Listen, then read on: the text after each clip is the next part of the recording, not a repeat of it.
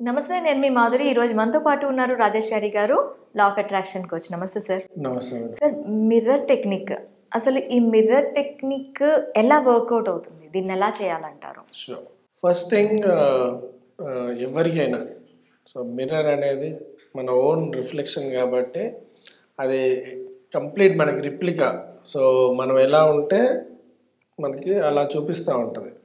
కాబట్టి mirror technique law of attraction అంటే attraction ఫ్యాక్టర్లో వెరీ వెరీ ఇంపార్టెంట్ టెక్నిక్.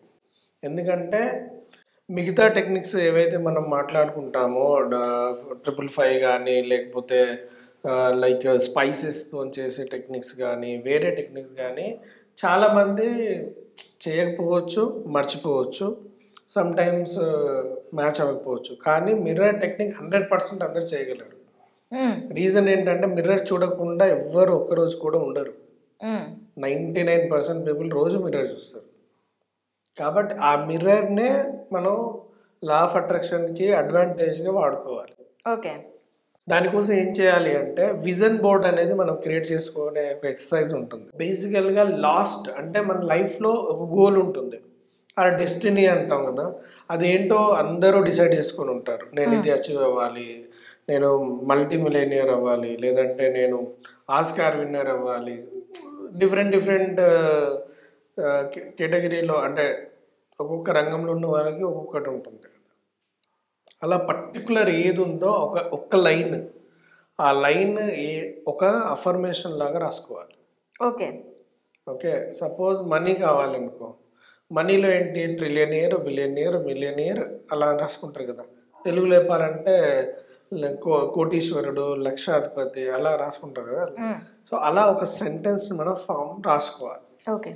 దాన్ని కొంచెం పెద్ద సైజులో మనకి ఈజీగా కనపడేటట్టు రాసుకోవాలి. రాసుకొని దాన్ని ప్రింట్ తీసుకోవాలి. ప్రింట్ తీసుకొని అద్దంలో పైన పార్ట్ ఉంటుంది కదా, చిన్న అద్దం ఉంటే చిన్నగా రాసుకోండి, పెద్ద అద్దం ఉంటే పెద్దగా రాసుకోండి. అది రాసుకోవాలి. అది ఎలా రావాలి అంటే ఆ రిఫ్లెక్షన్ మన నుదురు మీద పడాలి. ఓకే. అంటే ఇప్పుడు ఎగ్జాంపుల్ మనకి నార్మల్గా ఎవరన్నా ఫ్రెండ్ సర్కిల్లో అంటూ ఉంటాం కదా, ఏదన్నా అంటే అదేమన్నా నీ తలపైన రాసి ఉందా అని అంటాం కదా. కానీ ఇక్కడ రాసి ఉండాలి. అంటే మనం అద్దం ముందు నిలబడ్డప్పుడు ఫర్ ఎగ్జాంపుల్ నేను బిలియనియర్ అని చెప్పి రాసుకున్నాను, నేను ముందర నిలబడితే ఆ బిలియనియర్ రిఫ్లెక్షన్ నా నుదురు మీద పడాలి. ఓకే. అంటే ఇండైరెక్ట్గా అద్దానికి నేనేం చెప్తున్నా, ఐఎమ్ ఏ బిలియనియర్ అని చెప్తున్నా. ఓకే. సో మళ్ళీ నాకేం కనిపిస్తుంది, ఐస్కి సేమ్ అదే కనిపిస్తుంది. అంటే ఆ బిలీనియర్, ఐఆమ్ ఏ బిలీనియర్ అనేది అద్దం లోపలికి ఉన్నట్టు ఉండాలి. అది మన నుదుటి మీద ఉన్నట్టు రాసుకోవాలి. ఓకే. ఓకే. సో ఇప్పుడు మన రిఫ్లెక్షన్కి రావాలి అంటే బేస్డ్ ఆన్ మిర్రర్ని బట్టి, ట్రాన్స్పరెంట్ మిర్రర్ అయితే మీరు నార్మల్ రాసుకోవచ్చు, లేదు ట్రాన్స్పరెంట్ మిర్రర్ లేదు దాన్ని ఉల్టా రాస్తూ ఉంటాం. సో రివర్స్ ప్రింట్ ఇస్తే ఆటోమేటిక్గా అది ఉల్టా వచ్చేస్తుంది. మనం దాన్ని మిర్రర్లో చూసినప్పుడు కరెక్ట్గా అనిపిస్తూ ఉంటుంది. ఓకే. సో అది మనం స్టిక్ చేసుకోవాలి. ఇది ఫస్ట్ పాయింట్. మళ్ళీ మామూలుగా మనం ఎప్పుడు కానీ వెళ్ళి మార్నింగ్ చూసుకుంటున్నప్పుడు మన మైండ్కి మనం ఏమిస్తున్నాం సిగ్నల్, అదే అఫర్మేషన్ ఇస్తున్నాం. అఫర్మేషన్ ఇచ్చిన తర్వాత నెక్స్ట్ ఇమీడియట్గా ఏంటి, ఆ అఫర్మేషన్ రియల్గా మనం పొందితే ఎలా ఫీల్ అవుతామో ఆ ఫీల్ని చూపించాలి. ఓకే.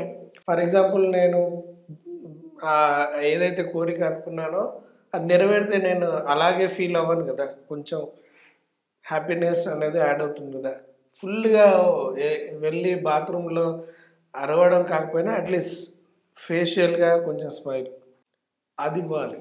అద్దంలో ఉన్న ఇమేజ్కి ఏమర్థం అవుతుందంటే అది అచీవబుల్ అన్నట్టే అర్థమవుతుంది. ఆల్ లా ఆఫ్ అట్రాక్షన్ ఏంటంటే psychological game. Okay. It's a psychological game. మన మైండ్ని మనమే సైకలాజికల్గా ట్యూన్ చేస్తున్నాం. బీదవాడే కానీ లోపల ధనవంతుడు అని చెప్తున్నాడు. నేను రీసెంట్గా ఒక ఆర్టికల్ చదివాను. తను అసలు ఏమి తినడానికి కూడా డబ్బులు లేకుండా జస్ట్ 600 రూపీస్ కోసం సెక్యూరిటీ గార్డ్ జాబ్ చేశాడు. తను 600 రూపీస్ కోసం security job per month 600 rupees ఇచ్చేవాళ్ళు. అంటే not recent, 20 years back story. 600 rupees ఇస్తే తన సర్వైవల్ ఫుడ్కి కానీ తను రోజు ఆ బిల్డింగ్లోకి ఎక్కడే సెక్యూరిటీగా ఉన్నాడో ఆ బిల్డింగ్లోకి రోజు ఎన్ని కార్లు వస్తున్నాయి, ఎలాంటి కార్లు వస్తున్నాయి అబ్జర్వ్ చేయడం స్టార్ట్ చేశాడు. ఆ తర్వాత ప్రజెంట్ ఆయన స్టేటస్ ఏంటంటే ఒక కార్ల ట్రావెల్స్ పెట్టి 300 crores అధిపతి. ఎలా సాధ్యం? ఎలా సాధ్యం అంటే తను రోజు కార్లో వచ్చినప్పుడు తన మైండ్కి తను ట్యూన్ చేసుకున్నాడు. గేట్ ఓపెన్ చేసినప్పుడు ఇది నా కారే, ఇది కూడా నా కారే, ఇది కూడా నా కారే, ఇది కూడా నా కారే. సో మైండ్ ఏం ఫీల్ అయింది, ప్రతిదీ నీ కారు నీ కారు. దెన్ ఈ స్టార్ట్ రియల్ యాక్షన్, ఒక్కొక్క కార్ కొనడం స్టార్ట్ చేశాడు. కొని రెంట్కి ఇవ్వడం, లైక్ యాజ్ యూజువల్. సో నేను చెప్పేది ఏంటంటే డబ్బులు ఉన్నాయి మన దగ్గర, డబ్బులుండి ఇన్వెస్ట్మెంట్ చేసి దాని మీద మళ్ళీ రిటర్న్స్ తీసుకొచ్చి ధనవంతుడు అవ్వడం ఇట్స్ న్యాచురల్. కానీ మన దగ్గర పర్సులో రూపాయి కూడా లేదు. కానీ మైండ్ సెట్ ఏం చెప్పాలి, నువ్వు ధనవంతుడనే చెప్పాలి. That is the actual business game. బిజినెస్లో అయినా ఇప్పుడు అందరం అనుకుంటాం అమెజాన్ అనగానే చాలా డబ్బులు ఉన్నాయని, కానీ రియాలిటీలో ఉండవు అవి. వాళ్ళకి షేర్ల రూపంలోనో ఇంకో రూపంలోనో ఉంటాయి. కానీ అది వాళ్ళు నమ్ముతారు, నా షేరింగ్ వాల్యూ పెరుగుతుంది, నేను ఇంత కోటీశ్వరుని, ఇంకా అది రెట్టింపు అవుతుంది అని. సో ఆ బిలీవ్నెస్ని ఫస్ట్ మైండ్కి ఇవ్వాలి. ఓకే. సో అలా రోజు రోజు అనుకునేసరికి తనకి ఏమైంది, ఫస్ట్ కోరిక పెరిగింది. కోరిక ఏం పెరిగింది, ఇన్ని కార్లు వస్తున్నాయి, నేను గేట్ ఓపెన్ చేస్తున్నాను, కనీసం ఒక్క కారు అన్న నాది ఉండాలి అని కోరుకున్నాడు. అది కోరిక బలంగా పెరిగి పెరిగి పెరిగి ఒక కారు కొన్నాడు, ఇంకో కారు కొన్నాడు, ఇంకో కారు కొన్నాడు. So your desire should be more burning. ఆ బర్నింగ్ డిజైర్కి మనం అఫర్మేషన్ ఇస్తేనే అది అవుతుంది. అంతేకాని జస్ట్ ఒక పర్టికులర్ టైం అద్దం ముందు నిలబడ్డప్పుడు నేను బిలియనర్ అని చెప్పి జస్ట్ అద్దం నుంచి పక్కకి రాగానే ఈరోజు నేను కరెంట్ బిల్ ఎట్లా కట్టాలి అని మైండ్గా ఇస్తే ఏమవుతుంది, మైండ్ అనుకుంటుంది okay you are cheating me, then I will also cheat you. Okay. కాబట్టి అది నీ regular activity. So regular activity వేరు, మైండ్కి బిలీవ్నెస్ ఇవ్వడం వేరు.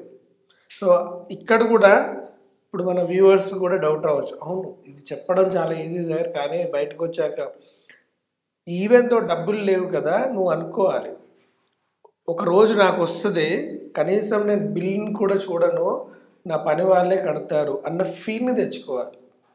దట్ ఈస్ ద యాటిట్యూడ్ అంటాము. యాటిట్యూడ్ గురించి ఎప్పుడు టాపిక్ వచ్చిన లయన్ ఎంచుకుంటారు ఎగ్జాంపుల్. ఎందుకు, ఈవెన్ తో దానికి ఫుడ్ దొరకకపోయినా అది యాటిట్యూడ్ని తగ్గించదు. అలాగే ఈ లా ఆఫ్ అట్రాక్షన్లో కూడా ఒక్కసారి నేను రిచ్ అవ్వాలి అనుకున్నప్పుడు ఆ రిచ్నెస్ అనే యాటిట్యూడ్ని మైండ్లో ఇన్సైడ్ బిల్డ్ చేసుకోవాలి. ఎవ్రీథింగ్ ఇన్సైడ్ అండి. ఇప్పుడు ఒక ప్లేయర్ కానీ ఒక ఆర్టిస్ట్ కానీ ఎవరు కానీ ఫస్ట్ ఇన్సైడ్లో దాన్ని ప్రిపేర్ అయిన తర్వాతనే అవుట్ సైడ్కి వస్తుంది. అవును. కానీ జనరల్గా అందరూ అట్రాక్షన్ పాయింట్ ఆఫ్ లో తొందర రావాలన్న దాంట్లో ఏం ఆలోచిస్తారు, నాకు అవుట్ సైడ్ రావట్లేదు రిజల్ట్, ఇంకా ఎందుకు రావట్లేదు, నేను బాగానే చేస్తున్నా అనుకుంటారు. ఇన్సైడ్ రావాలి కదా. ఇప్పుడు ఒకరు జిమ్ స్టార్ట్ చేశారు, జిమ్ స్టార్ట్ చేసిన తర్వాత బాడీలో ఉన్న ఇన్సైడ్లో ఉన్న మజిల్స్ అన్నీ మ్యాచ్ అవుతేనే అది నీకు బయటికి కనిపిస్తుంది. అంతేగాని బయట ఇంకా రావాలంటే రాదు. దానికి ఒక ప్యాటర్న్లో ప్రాక్టీస్లతోనే జిమ్ వస్తుంది. ఎలా అయితే మనం జిమ్ గురించి ఒక శారీరకంగా మాట్లాడుకుంటున్నామో సేమ్ లా ఆఫ్ అట్రాక్షన్ అది మానసికంగా కూడా అవ్వాలి. సో ఫిజికల్ ఈజ్ మనకి బయటికి కనిపిస్తూ ఉంటుంది, కానీ మెంటల్ బయటికి కనిపించదు. కానీ కనబడకపోయినా ఇన్సైడ్లో నువ్వు ఫీల్ అవ్వాలి ఐ ఆమ్ ద బెస్ట్, అప్పుడే ఆ రిజల్ట్స్ వస్తాయి. సో ఎప్పుడైతే మిర్రర్ ముందు మనం ఉంటామో, ఎప్పుడైతే ఆ రిఫ్లెక్షన్ మనకు కనిపిస్తుందో ఐఎమ్ ద బెస్ట్ అన్నప్పుడు, మనం చిన్నపిల్లలు ఇప్పుడు ఉంటారు ఇంట్లో ఎవరికైనా ఏదైనా మంచి పని ఆ ఒక హ్యాపీనెస్ వచ్చినప్పుడు ఏం చేస్తాం, మనం ఐఫై ఇస్తాం. సేమ్ అదే మిర్రర్లో ఉన్న సెల్ఫ్ ఇమేజ్కి మీరు ఐఫై ఇవ్వండి. సో దాట్ ఆటోమేటిక్గా మీ మైండ్లో ఉన్న న్యూరాన్స్ అన్నీ యాక్టివేట్ అవుతూ ఉంటాయి. యాక్టివేట్ అయ్యి మైండ్ దాన్ని బిలీవ్ చేయడం స్టార్ట్ చేస్తుంది. Yeah you are a billionaire, you are a billionaire అని. సో లేదా you are a handsome, you are a beauty, you are the best. అది ఎప్పుడైతే యాక్సెప్ట్ చేస్తుందో అది దాని అవుట్ సైడ్ రిజల్ట్స్ ఇవ్వడం స్టార్ట్ చేస్తుంది. ఇది సచిన్ టెండూల్కర్ కూడా ప్రాక్టీస్ చేసేవాడు. మ్యాచ్కి వెళ్ళే ముందే మిర్రర్ ముందు today I will hit the century అని. సో మైండ్ ఏమనేది ఓకే ఇవాళ నువ్వు సెంచరీ చేస్తావు అది. సో ఇప్పుడు కేవలం వాళ్ళ మ్యాచ్ ఉన్నప్పుడే బ్యాటింగ్ బౌలింగ్ చేయరు కదా, ఫీల్డింగ్ చేయరు కదా, ప్రాక్టీస్ చేస్తున్నారు కదా. అవును. వాళ్ళ అమౌంట్లు ఎంత ఉన్నాయి, డబ్బులు లక్షలు లక్షలు అంటే కోట్లల్లో ఉన్నాయి. మరి మనకు అలా రావాలంటే కనీసంలో కనీసం ఈ అఫర్మేషన్ అయినా మనం అనుకోవాలి, ప్రాక్టీస్ చేయాలి. సో ఆ ప్రాక్టీస్ అనేది చాలా ఇంపార్టెంట్. ఆ ప్రాక్టీస్ మిస్ అవుతూ ఉంటుంది. బయట ఇష్యూస్ని మనం తీసుకొచ్చి గార్బేజ్ లాగా మైండ్లో పెడుతూ ఉంటాం. మళ్ళీ మనకి రిజల్ట్ రావాలంటే రావు. అందుకని ఫస్ట్ మనం ప్యూర్గా కంప్లీట్ ప్యూరిటీతో మైండ్ని ట్యూన్ చేసుకోవాలి. So law of attraction is not just magic, it's a complete logical mind game. Mind ఎంత బెటర్గా ట్యూన్ చేసుకుంటా ఉంటే మీకు అంత రిజల్ట్స్, పాజిటివ్ వైబ్స్ అనేవి రావడం స్టార్ట్ అవుతాయి. అది ఈవెన్ మనకి అబ్జర్వేషన్లో కూడా తెలుస్తూ ఉంటుంది సంథింగ్ చేంజెస్ వచ్చాయని. ఇందాక చెప్పాను కదా జిమ్ అనే ఎగ్జాంపుల్. 2 months మీరు జిమ్కి వెళ్ళారు, ఆటోమేటిక్గా మీకు ఆ ఫీల్ వస్తుంది కదా, సంథింగ్ చేంజ్, ఫ్యాట్ రెడ్యూస్ అయింది, లేదా మజిల్స్ పెరిగాయి, నేను చాలా యాక్టివ్గా ఉన్నాను ఇప్పుడు, థింగ్స్ మనకు అబ్జర్వేషన్ వస్తుంది కదా. సేమ్ ఇలాగే లా ఆఫ్ అట్రాక్షన్ చేస్తే 1-2 months తర్వాత మనకు అర్థమవుతూ ఉంటుంది, ఏంటి నాకు తెలియని పనుల్లో కూడా నేను ఎంత ఫాస్ట్గా చేయగలుగుతున్నా, ఇలాంటి ఫీలింగ్ వస్తూ ఉంటుంది. ఎలాంటి ఛాలెంజెస్ వచ్చినా నేను ఎందుకు ఇంత కాన్ఫిడెంట్గా ఉన్నా, ఇలాంటి మైండ్ మనకి రిఫ్లెక్ట్ చేస్తూ ఉంటుంది. సో ఈ గేమ్ ప్రాపర్గా ఆడితే మనకి అవే వస్తూ ఉంటాయి. సేమ్ థింగ్ బిజినెస్ కూడా, business is a game, it's not like invest చేయడం. అలాంటి అందరు చాలా దగ్గర డబ్బులు ఉంటాయి కానీ ఎవరు విన్ అవ్వరు. సో ఫస్ట్ ఈ గేమ్లో ఉన్న రూల్స్ని అలవాటు చేసుకోవాలి. సో ఆ రూల్స్ తెలుసుకొని ప్రాక్టీస్ మొదలు పెట్టాలి. Then one day you will be winner. Okay. అంతేగాని జస్ట్ ఇవాళ నేను మెడిటేషన్ చేశాను, ఆకాశం నుంచి డబ్బులు వస్తూ మొత్తం వర్షంలాగా పడుతున్నాయి నా మీద అని చెప్పి కళ్ళు ఓపెన్ చేసి చూడంగానే ముందర నోట్ల కట్టలు ఉండవు. ఓకే. ఇది రియాలిటీ. సో మైండ్ని ఇమాజినేషన్ నుంచి రియాలిటీలోకి తీసుకురావాలి. సో సింపుల్గా ఇప్పుడు టెక్నాలజీ పాయింట్ ఆఫ్ మనం ఎంత ఇమాజినేషన్ చేస్తున్నాం అన్నది కాదు, ఇమాజినేషన్ కి తగ్గట్టు మన యాక్షన్ కూడా ఉండాలి. ఆ యాక్షన్ ఒకేసారి రాదు, స్టెప్ బై స్టెప్ దానికి ప్రాక్టీస్ ప్రిన్సిపల్స్ పెట్టుకొని అప్పుడు చేస్తే డెఫినెట్లీ అది మైండ్ నుంచి మనకు ఒక పాజిటివ్ వైబ్స్ సిగ్నల్స్ ఇస్తూ ఉంటుంది, దాంతో రిజల్ట్స్ వస్తాయి. సో అలా మిర్రర్ ముందు 21 days చేయండి ఎవరైనా. 21 days చేసిన తర్వాత మీరు అనుకోండి what is the difference. Okay. Okay Rajesh గారు, 21 days అలా పెట్టేసుకొని రోజు ఎలాగో బ్రష్ చేసేటప్పుడు వెళ్తాం కదా, ఒకసారి చేసి మళ్ళీ అలా చూడండి. 21 days తర్వాత మీకే సంథింగ్ డిఫరెంట్ అనిపిస్తుంది. ఓకే అండి, థ్యాంక్ యూ వెరీ మచ్.